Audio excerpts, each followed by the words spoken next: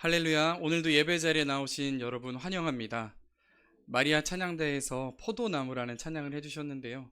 마른 나무까지든 굵은 나무까지든 포도나무에 붙어 있지 않으면 그 생명을 잃게 됩니다. 반대로 포도나무에 붙어만 있어도 쓰임 받고 열매를 맺게 되는 줄 믿습니다.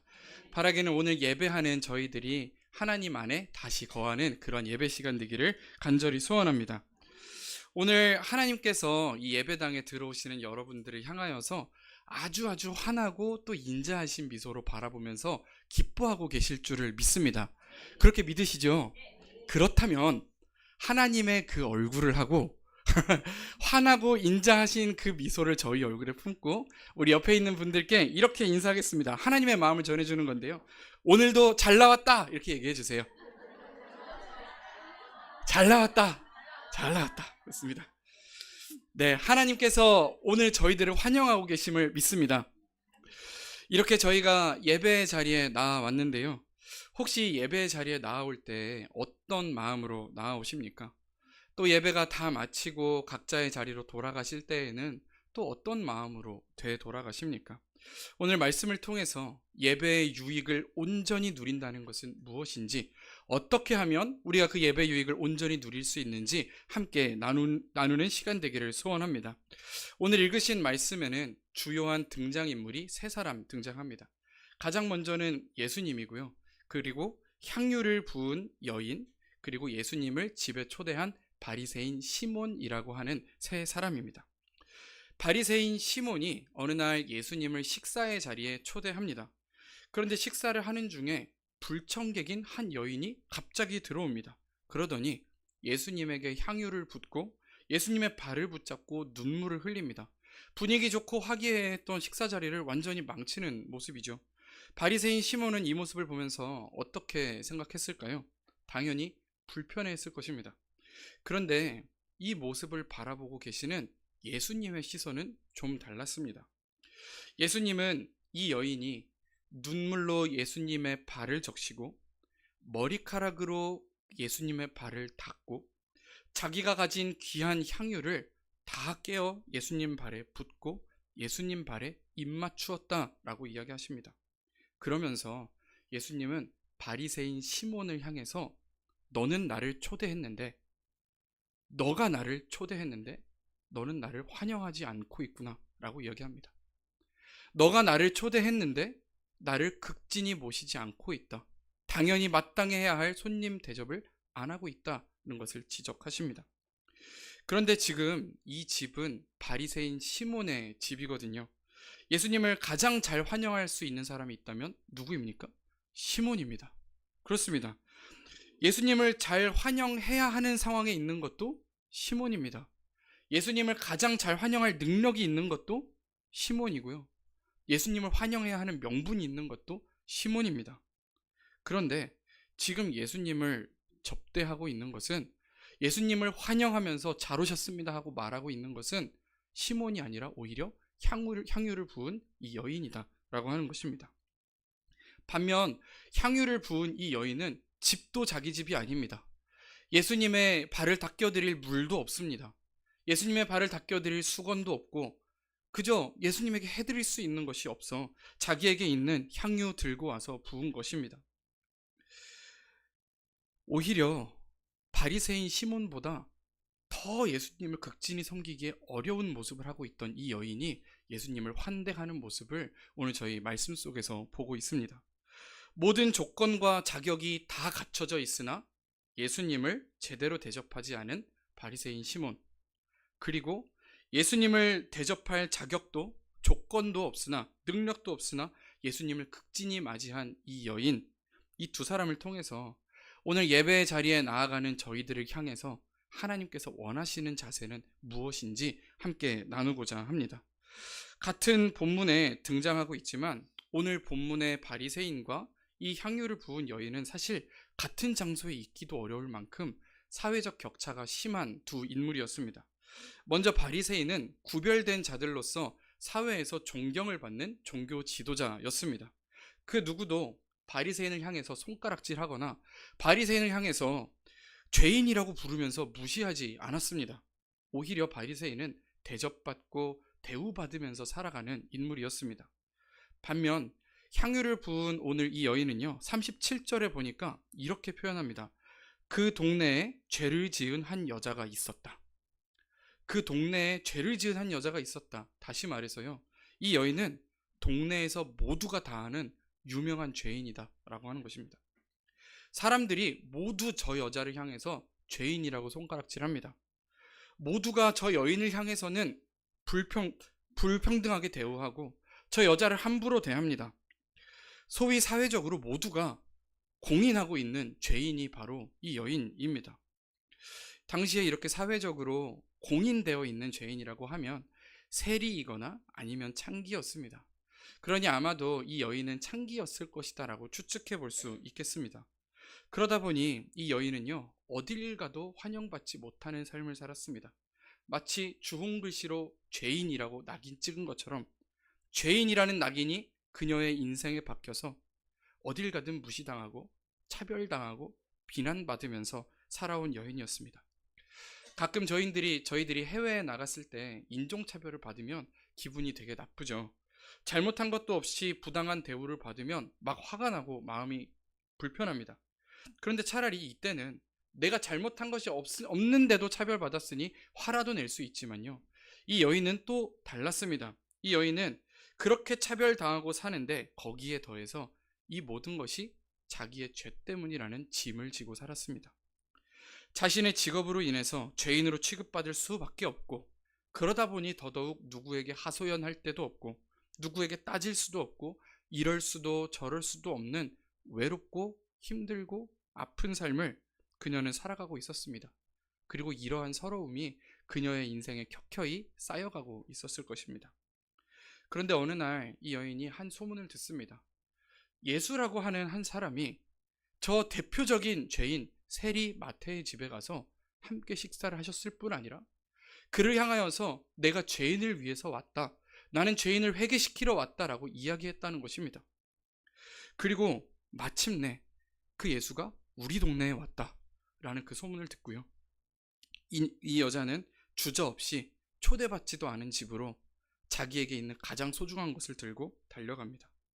38절에 보면 이 여인이 그렇게 예수님께 달려가서 무엇을 했는지 적혀 있는데요, 그렇게 달려가서는 예수님의 앞에 서지도 못하고 예수님의 뒤에 서서 예수님의 발 근처에 엎드러져서 울면서 눈물로 예수님의 발을 적십니다.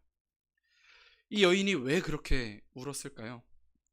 공인된 죄인으로서 공공연히 차별받으면서 살아왔던 자신의 인생의 슬픔과 서러움이 이제 마지막 희망 예수님 앞에서 다 터져 나온 것입니다. 이제 그 서러운 삶으로서, 죄인으로서 공인되어서 차별받으면서 사는 그 서러운 삶으로서 벗어날 수 있는 방법은요, 오로지 지금 내 앞에 있는 이 예수가 나를 인정하고 나를 용서하고 이제는 죄인이 아니라고 선포해 주는 것 뿐입니다. 그래서 예수님에게 달려가고자 했던 그 간절함이 이 여인에게 있었던 것입니다. 그런데 사실 이 여인의 행동은 사실 쉽게 이해할 수가 없습니다. 향유를 부으려거든 보통은 머리에 붓습니다. 그런데 이 여인은 머리도 아닌 발에다가 붓고 있고요, 제대로 예수님을 대접한다기에는 준비해 온 것도 하나도 없었습니다. 그저 막무가내로 초대받지도 않은 집에 막무가내로 뛰어들어와서 예수님의 발을 붙잡고 울고 있는 것입니다. 그러니 이를 지켜보는 바리새인으로서는 불편했을 것입니다. 아니, 바리새인뿐만 아니라 사실 모두가 봐도 예의 없는 행동이고 불편하게 보일 행동이었습니다. 하지만 중요한 것은 예수님의 반응이지요. 예수님은 그녀를 내치지 않으셨고 그녀를 내버려 둘 뿐만 아니라 그녀를 품어주십니다. 뭘 어떻게 해야 할지도 모르면서, 제대로 뭘 해야 될지도 모르면서 무작정 자기에게 소중한 걸 들고 뛰어나온 이 여인의 모습을 예수님은 오히려 식사에 초대한 바리새인 시몬보다도 더 아끼고 사랑해 주십니다. 그리고 오히려 바리새인 시몬보다 이 여인이 나를 환대하고 있다고, 이 여인이 나를 대접하고 있다라고 말씀하십니다. 오늘 이 여인의 이 모습에서요, 저희들은 하나님께서 예배하는 자에게 기대하는 것이 무엇인지를 보게 됩니다. 하나님 앞으로 나아갈 때 저희들은 때때로 온전히 자격을 갖추고 싶어 합니다. 예수님에게 걸맞게 준비된 자로서 서고 싶어 합니다. 그러나 오늘 이 여인을 보십시오. 이 여인은 그렇게 하지 못했습니다. 그저 자신의 부족한 모습, 자격 따위는 신경 쓰지 않고 예수님의 발밑으로 무작정 뛰어듭니다. 그리고 그곳에서 예수님의 발을 붙잡고 웁니다. 그 모습을 예수님은 사랑으로 받으시고 예배로 받으십니다. 지난주 저희 교회에서 세례 또 입교식이 있었습니다. 새롭게 몇 분의 성도님들께서 입교하시고 또 세례를 받으시는 모습을 보면서 이전에 사역했던 한 교회에서 고등부 아이들에게 세례 교육을 했던 것이 떠올랐습니다. 제가 한창 아이들에게 세례 교육을 할 때 아이들이 꼭 나오는 단골 질문이 있는데요. 그것은 나중에 받으면 안 돼요? 이거였습니다. 왜냐하면 자기가 지금 준비되어 있지 않다고 느꼈기 때문입니다. 제가 세례를 받아도 돼요? 아직 세례 받을 준비가 안 됐는데 나중에 받으면 안 돼요, 목사님? 이 얘기를 정말 많이 들었습니다. 아직 나는 믿는 자처럼 살지 못하고 있고 아직 나는 자격이 없으니 나중에 받고 싶다는 말을 정말 많이 했습니다. 하지만 완벽히 준비되었기 때문에 세례를 받는 것이 아니라는 사실을 세례를 받고 그 이후에 믿음의 순례길을 걸어가고 있는 저희들로서는 너무나 잘 알고 있습니다. 신앙의 완성을 증명하는 인증 마크로서 세례가 주어지는 것이 아니라 앞으로 이 연약한 자가 믿음의 순례길을 걸어갈 때 때때로 넘어질지라도 때때로 자격을 갖추지 못할지라도 내가 이 사람과 함께 하겠다라는 인증이 바로 세례인 것입니다. 그 표징이 있다면 지금 그가 완전하지 않더라도 하나님 앞에 나아올 자격이 충분히 있는 것이죠. 세례를 통해서도 알 수 있듯이 이처럼 하나님이 정말 찾으시는 것은 그가 얼마나 경건하냐, 그가 얼마나 잘 준비된 사람으로서 예배의 자리에 나오느냐가 아니라 울며 예수 그리스도의 발밑으로 뛰어들 수 있는 간절함입니다. 시편 기자는 이렇게 말합니다. 시편 51편 16절에서 17절인데요. 저희들 한 목소리로 함께 읽겠습니다. 주께서는 제사를 기뻐하지 아니하시나니 그렇지 아니하면 내가 드렸을 것이라.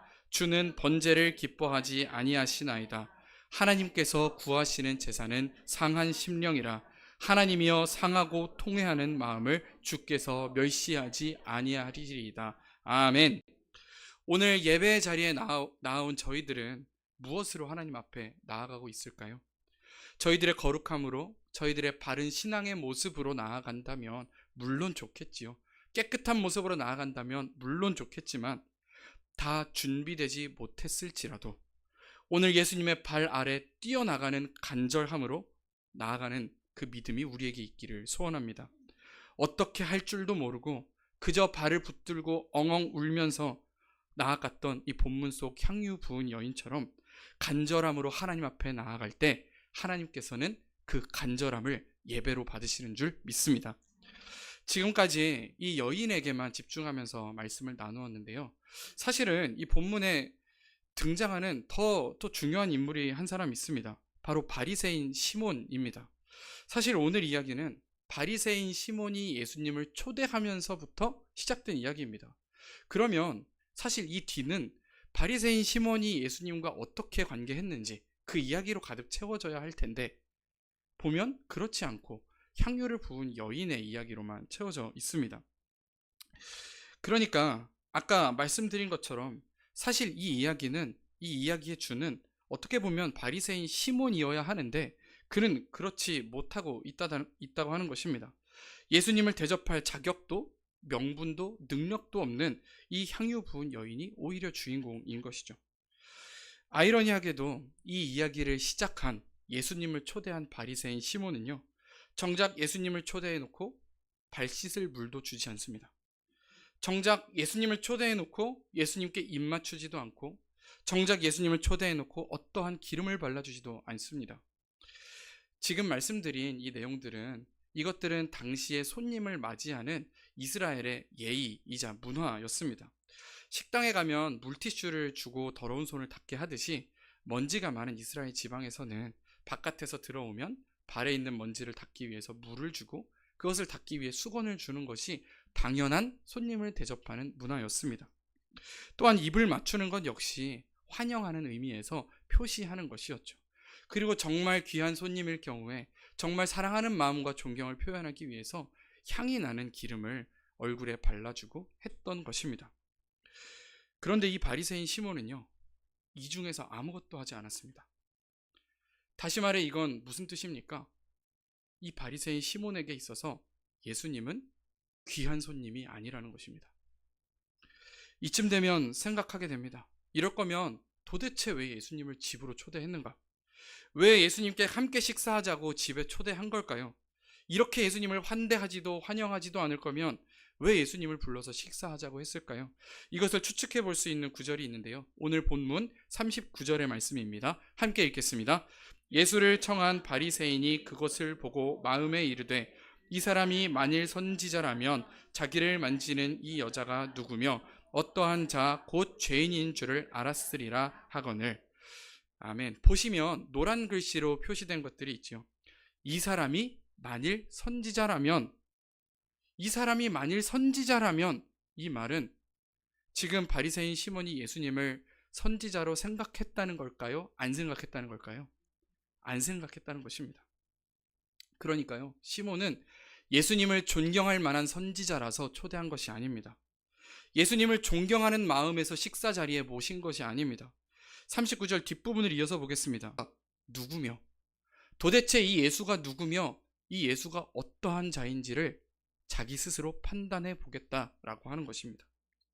그리고 39절에 뭐라고 결론을 내립니까? 이 예수가 죄인인 저 여자를 알아보지 못하는 것 보니 선지자가 아니구나 라고 판단합니다. 다시 말해서 이 식사의 자리는 이 바리새인이 직접 면접관이 되어서 다른 사람들을 판단하는 판단의 자리였습니다. 여인은 죄인, 예수는 선지자까지는 아니네 라고 자신의 기준으로 사람을 판단하고 있는 것입니다. 기껏 초대해놓고 말입니다. 오늘 이 바리새인의 행동이 좋게 보이진 않습니다. 그런데 문제는 오늘 저희들 또한 알게 모르게 이 바리새인과 같은 행동을 하고 있다는 것입니다. 예배의 자리에서, 교제하는 자리에서 함께 예배하는 다른 이의 모습이나 섬기는 다른 이의 모습을 보면서 저 사람은 진심을 다하는 게 아니야.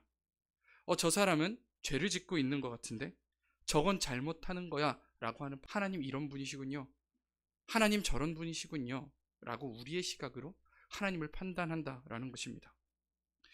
예수님의 형제인 야고보는 이렇게 판단하는 자들을 향하여 다음과 같이 말합니다. 함께 야고보서 4장 11절에서 11절을 읽겠습니다. 형제들아 서로 비방하지 말라. 형제를 비방하는 자나 형제를 판단하는 자는 곧 율법을 비방하고 율법을 판단하는 것이라. 내가 만일 율법을 판단하면 율법의 준행자가 아니요 재판관이로다. 입법자와 재판관은 오직 한 분이시니 능히 구원하기도 하시며 멸하기도 하시느니라. 너는 누구이기에 이웃을 판단하느냐? 아멘. 너는 누구이기에 이웃을 판단하느냐? 너는 누구이길래 하나님의 뜻을 판단하느냐? 하나님의 계획을 너는 누구이길래 판단하느냐? 이렇게 말하고 있습니다. 이 세상의 질서를 세우시고 법을 세우시고 피조물들의 나아갈 방향을 정하시는 유일한 이는 하나님이실진데 너희는 누구이기에 예수 그리스도의 피값으로 산 이웃을 판단하고 하나님의 뜻을 판단하느냐 말합니다. 오늘 저희들이 예배의 자리로 나아간다는 것은 우리의 판단의 권한을 하나님께로 되돌려 드리는 것입니다. 내 생각대로 이웃을 판단하고 내 생각대로 하나님의 뜻을 재단하려 했던 것을 이제 내려놓고 그 자리에 하나님의 선하신 계획과 하나님의 판단을 믿는 믿음으로 채우는 것입니다. 사랑하는 성도 여러분, 우리가 예배의 자리에 나올 때 하나님을 온전히 믿으시기 바랍니다. 그 믿음은 하나님은 예배로 여기시며 기뻐 받으시는 줄 믿습니다. 그러면 저희들이 이렇게 예배하며 나아갈 때에 하나님께서는 저희들을 어떻게 다루어 가실까요? 누가복음 7장 47절에서 48절의 말씀을 함께 읽겠습니다. 이러므로 내가 내게 말하노니 그의 많은 죄가 사하여졌도다. 이는 그의 사랑함이 많음이라. 사함을 받은 일이 적은 자는 적게 사랑하느니라. 이에 여자에게 이르시되 내 죄사함을 받았느니라 하시니. 아멘. 다시 이 여인의 이야기로 돌아가서요. 오늘 예수님을 만났던 이 식사 자리에서 이 여인은 완전히 다른 존재로 변화하게 됩니다. 이 자리에 나오기 전에 세상 사람들은 이 여인을 향하여 죄인이라고 불렀습니다. 이 여인은 스스로를 향하여서도 죄가 많은 자라고 판단하고 스스로를 죄인이라고 불렀습니다. 그러나 오늘 예수님께서 이 여인의 마음을 받아주시고 다시 이 여인을 세상에 내보낼 때요, 이제 그녀는 더 이상 죄가 많은 자가 아니라 많이 용서받은 자가 되었습니다. 그리고 예수님은 말씀하시죠. 사함을 받은 일이 적은 자는 적게 사랑하느니라. 그녀의 죄가 사하여졌으니 그것은 그녀가 사랑함이 많기 때문이다. 이제 이 여인은요, 죄가 많은 자에서 많이 용서받은 자로, 그리고 이제 사랑함이 많은 자로 바뀌게 되었습니다. 오늘 저희들도 예수님을 이곳에 초대하여 이 자리에 나와왔습니다. 예수님과 함께하는 이 시간, 이 자리에서 저희들은 바리새인과 같이 이웃을 판단하고 하나님을 판단하는 자일까요? 아니면 이 여인과 같이 많이 죄지은 자에서 많이 용서받은 자가 되고 또한 많이 사랑하는 자가 될까요? 저는 우리 보강중앙교회 사랑하는 성도님 여러분은 모두 많이 사랑하는 자가 될 줄로 믿습니다. 하나님은 이렇게 예배하는 성도들을 향해서 하나님의 귀한 선물을 베풀어 주시는데요. 마지막으로 그게 무엇인지 저희 50절 말씀을 읽으실 텐데요. 노란 글씨만 읽을 때 저희의 심중에 선포하면서 함께 읽겠습니다. 노란 글씨만 읽겠습니다. 내 믿음이 너를 구원하였으니 평안히 가라. 아멘. 내 믿음이 너를 구원하였으니 평안히 가라. 예수님께 뛰어갈 때 이 여인은 죄인이었고 불행한 여인이었습니다. 그러나 예수님께서 함께하는 시간을 보내시고 다시 세상으로 파송할 때 이 여인은 이제 많이 사랑하는 자로 변해 있었습니다. 그녀는 이제 불행한 여인이 아니라 평안한 여인으로 변화되었습니다. 사랑하는 성도님 여러분, 오늘 우리가 드리는 모든 예배 가운데 이 여인에게 주어진 것과 같은 큰 변화가 저희들에게도 있기를 소원합니다. 그러기 위해서 먼저 기억할 것은요, 하나님이 찾으시는 제사는 상한 심령임을 기억하십시오. 우리의 공로와 우리의 수고가 충분하거나 우리의 수고와 공로가 빈약해서 그래서 예배가 달라지는 것이 아니라 하나님이 우리에게 필요하기 때문에, 내게 하나님이 필요하기 때문에 예배의 자리로 뛰어드는 것입니다. 또 한 가지 기억할 것은 우리의 유일한 입법자가 되시며 우리의 유일한 재판관이 되시는 하나님의 계획과 하나님의 뜻을 신뢰하십시오. 이웃을 향하여, 하나님을 향하여 내 생각을 가지고 판단하기보다 하나님의 뜻을 구하며 나아갈 때에 하나님은 그 마음을 진정한 예배로 받으십니다. 마지막으로요, 많이 죄지은 자에서 우리가 많이 용서받은 자가 되었음을, 그래서 많이 사랑하는 자가 되었음을 기억하기 원합니다.